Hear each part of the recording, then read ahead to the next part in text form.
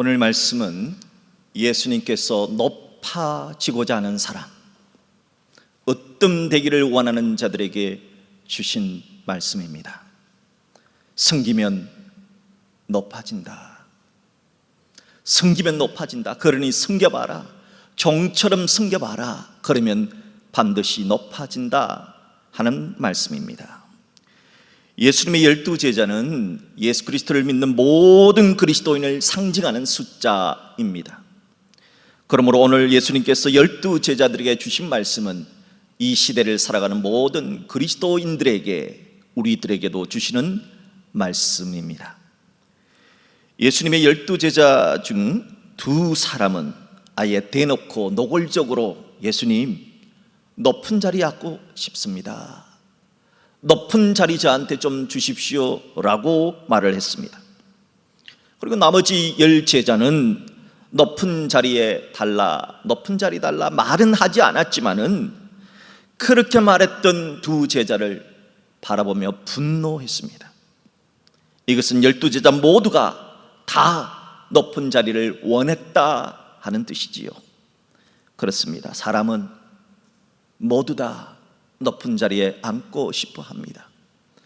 말을 하는 사람도 말을 하지 않는 사람도 모두 다 높은 자리에, 으뜸되는 자리에 앉고 싶어 합니다. 이것이 바로 인간의 실존입니다.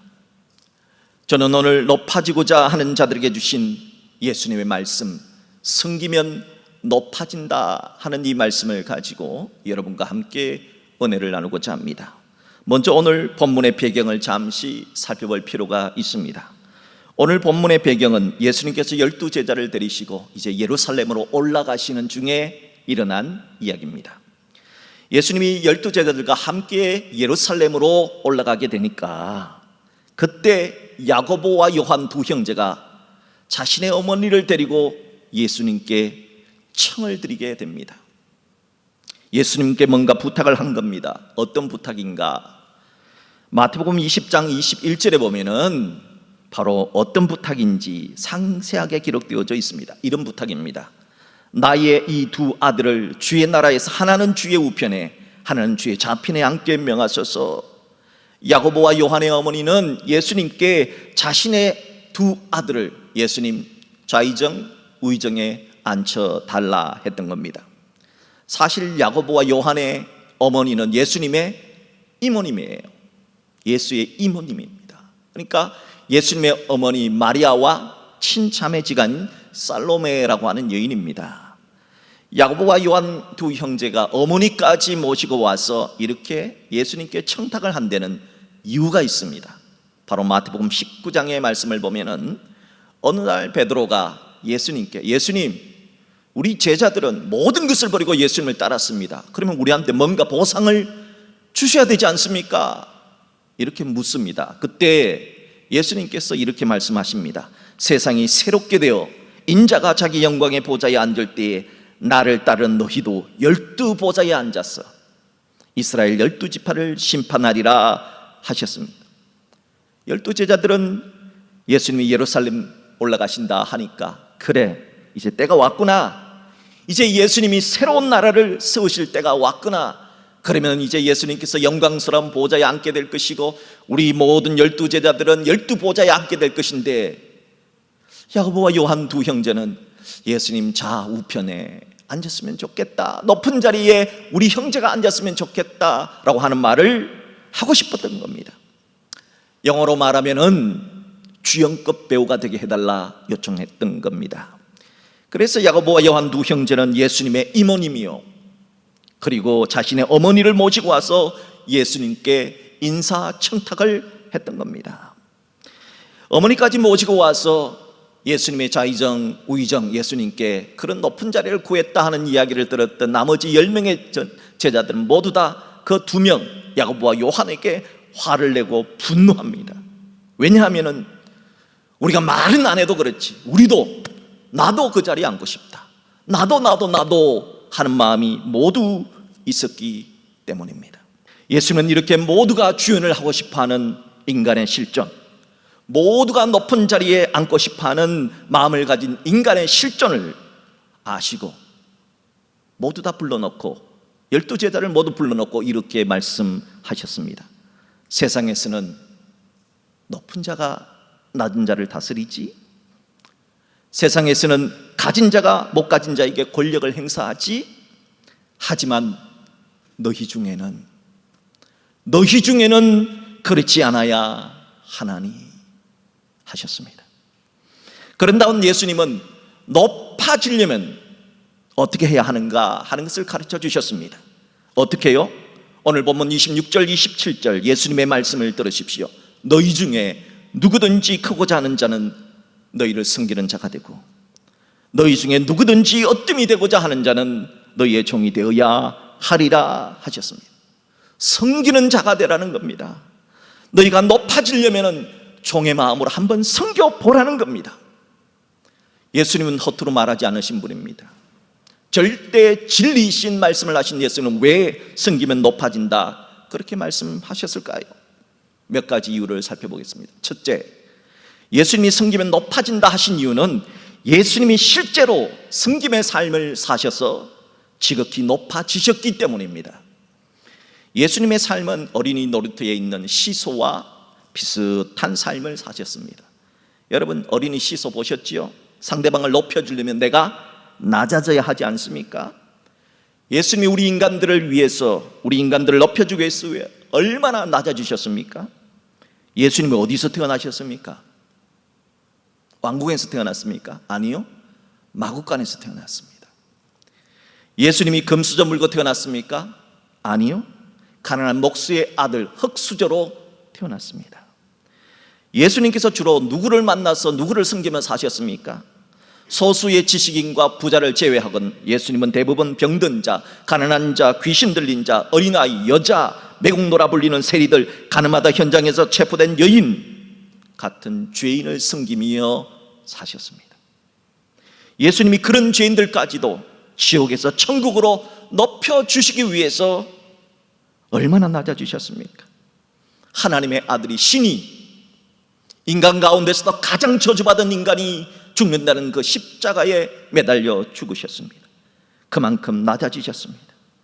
지옥을 향해 걸어가고 있는 많은 사람을 천국으로 구원하시기 위해서 예수님이 그토록 낮아지신 섬김의 삶을 사신 것이지요.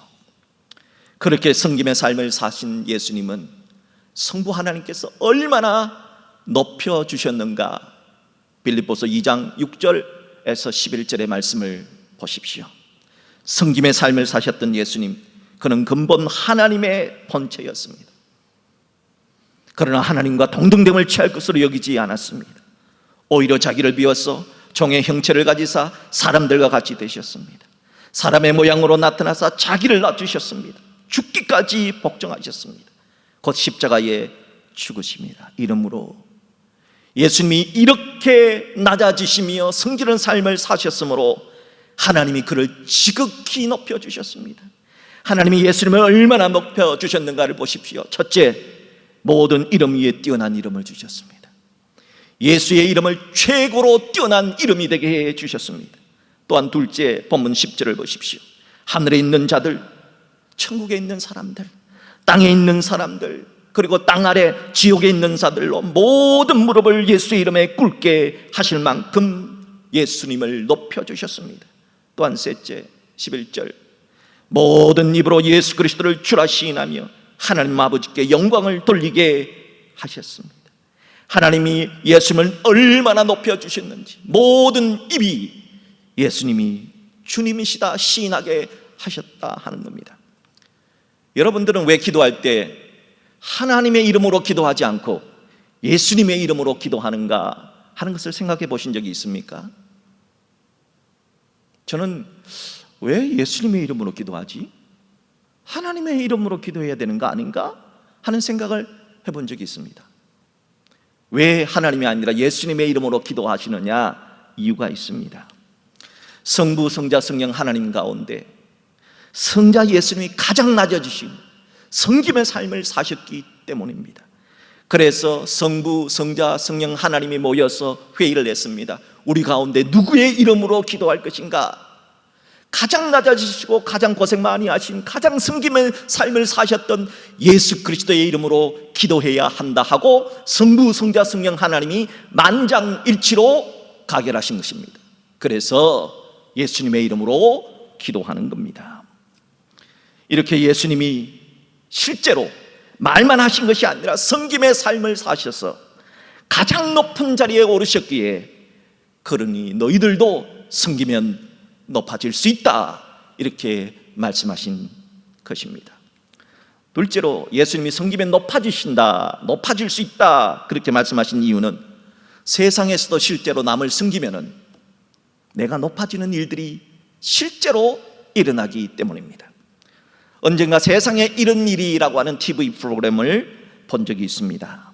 어느 마을 디산인데, 울퉁불퉁한 디산이었는데 1년 동안 그 산을 전부 다 삽으로, 꽃갱이로 파서 그 산을 편편한 길로 만든 어느 할아버지의 이야기가 나왔습니다.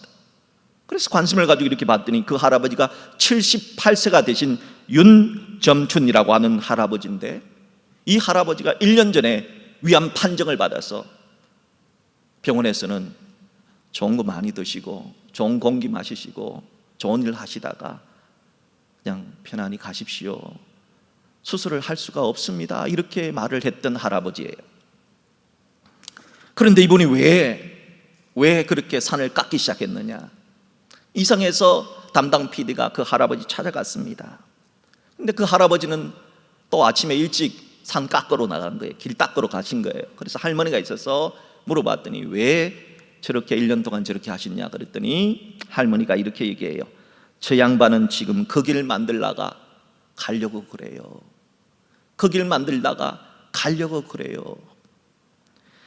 남 섬기는 좋은 일 하다가 죽음을 맞이하겠다는 겁니다. 슬프게 죽음을 맞이하는 것이 아니라 그래도 보람찬 일을 한번 하다가 죽음을 맞이하겠다는 겁니다. 그래서 비가 오나 눈이 오나 1년 전부터 저렇게 열심히 아침에 나가 밤이 늦도록 그렇게 돌아온다는 겁니다. 이제 길을 다 닦았어요. 길을 다 닦은 다음에 그 담당 PD가 할아버지를 모시고 병원으로 데려갔어요. 근데 담당 주치의가 아주 좋은 소식을 말합니다. 할아버지 좋은 소식이 있어요.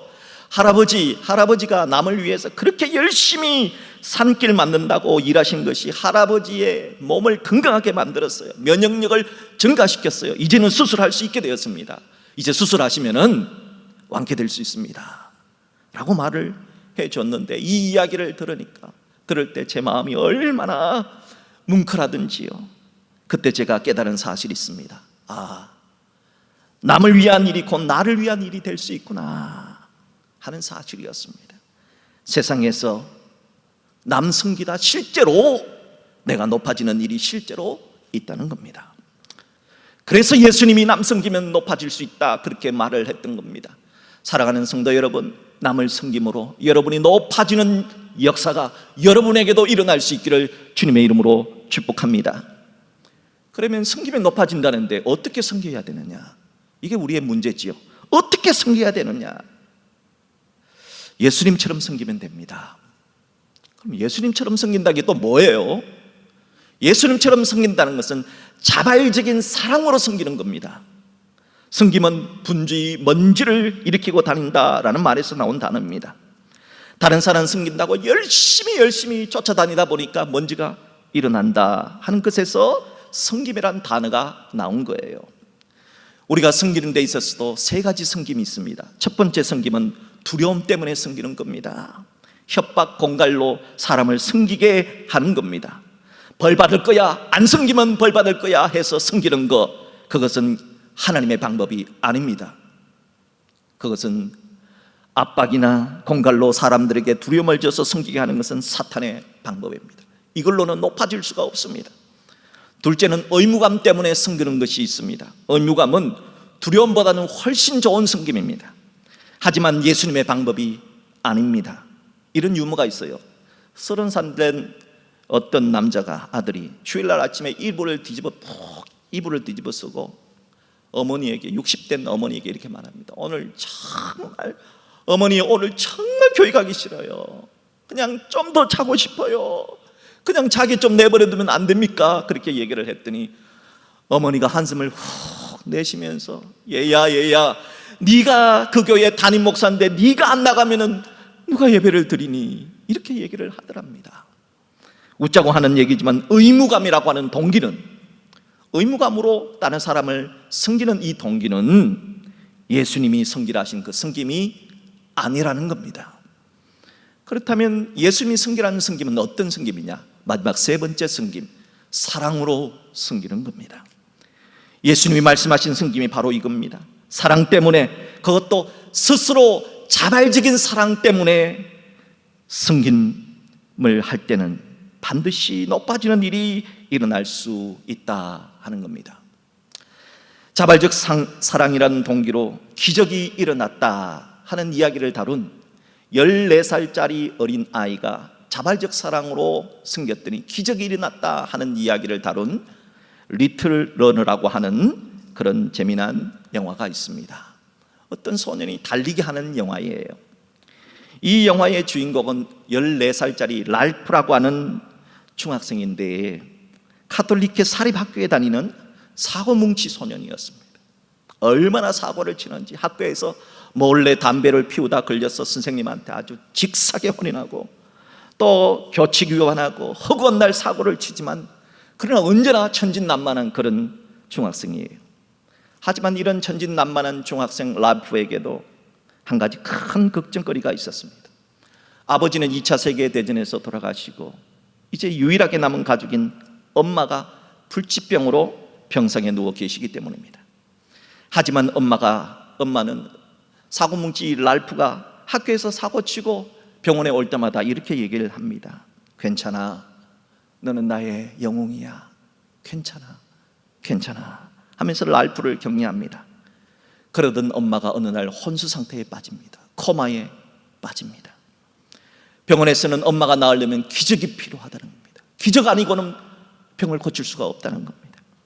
랄프는 어떻게 하면 엄마에게 기적이 일어날 수 있는가? 의사 선생님께 물었습니다. 학교에 찾아가서 학교 선생님께 물었습니다. 그리고 친구들에게 물었습니다.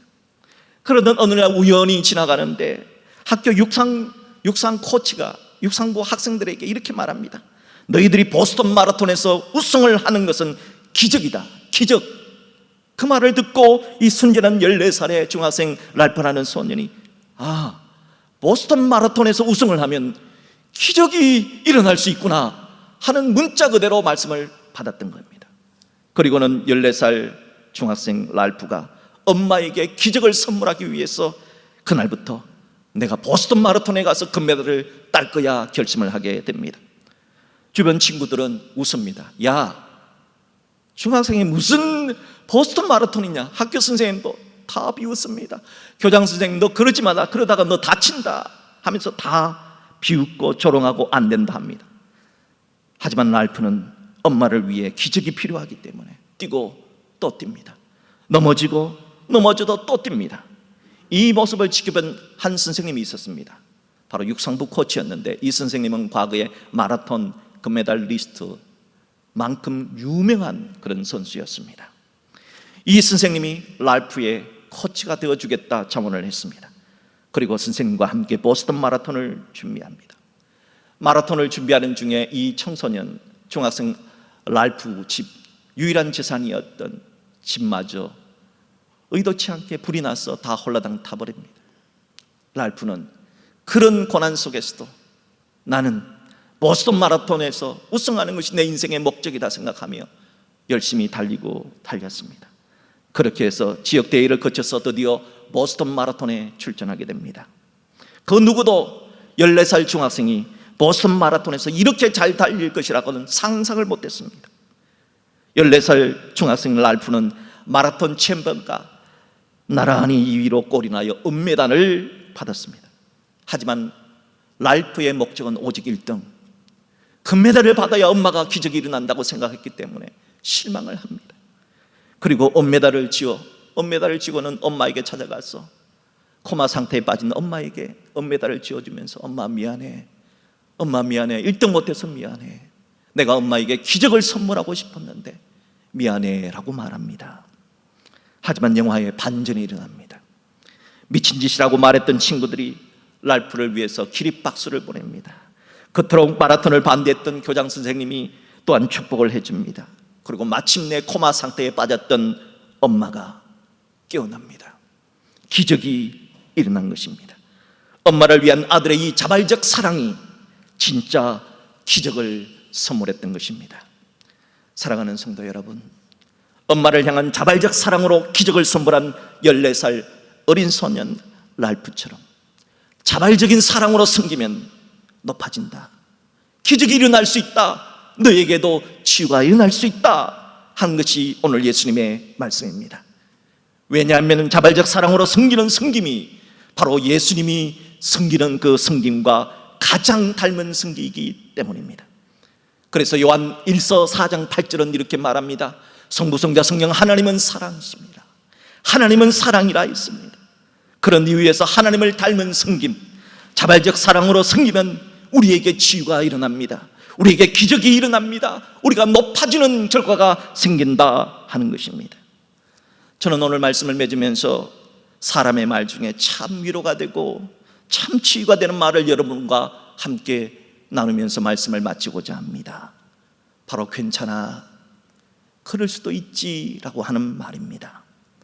누가 여러분에게 실수했을 때 실수한 그 사람에게 꼭 이렇게 한번 말해줘 보세요. 괜찮아, 그럴 수도 있지.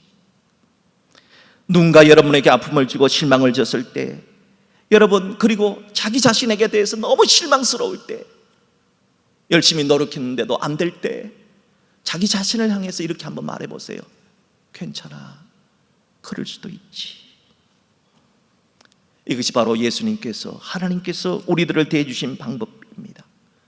못났지만, 사고쳤지만, 그래도 주님 찾으려고 갔던 탕자 같은 우리에게 주님이 말씀해 주십니다. 괜찮아, 그럴 수도 있지. 여러분, 얼마나 힘드십니까? 코로나19 가운데 얼마나 힘드십니까? 그런 힘든 가운데서도 주님을 찾고 주 안에서 예배드리는 우리 자신들을 향해서 이렇게 한번 저를 따라 한번 말씀해 주시겠습니까? 저를 따라 한번 해보세요. 괜찮아, 괜찮아, 그럴 수도 있지, 그럴 수도 있지. 하나님께서 우리에게 격려의 말씀을 전해주고 있습니다. 괜찮아, 괜찮아. 이 세상이 자발적인 사랑으로 섬기게 되면 괜찮습니다. 자발적인 사랑으로 섬기면 우리가 높아질 수 있습니다. 우리가 자발적인 사랑으로 섬기면 우리에게도 랄프처럼 기적이 일어날 수 있고 치유가 일어날 수 있습니다. 오늘 주님이 주신 메시지를 기억하십시오. 높아지려고 하느냐? 남을 섬겨봐라. 한번 섬겨봐라. 자발적인 사랑으로 한번 섬겨봐라. 그러면 너에게도 기적이 일어난단다. 그러면 너에게도 치유가 일어날 수 있고 너에게도 높아지는 일이 일어날 수 있다. 이 말씀을 오늘 마음에 꼭 간직하며 우리 모두에게, 여러분에게도 기적이, 여러분에게도 치유가, 여러분에게도 높아지는 일이 일어날 수 있기를 주님의 이름으로 축복합니다.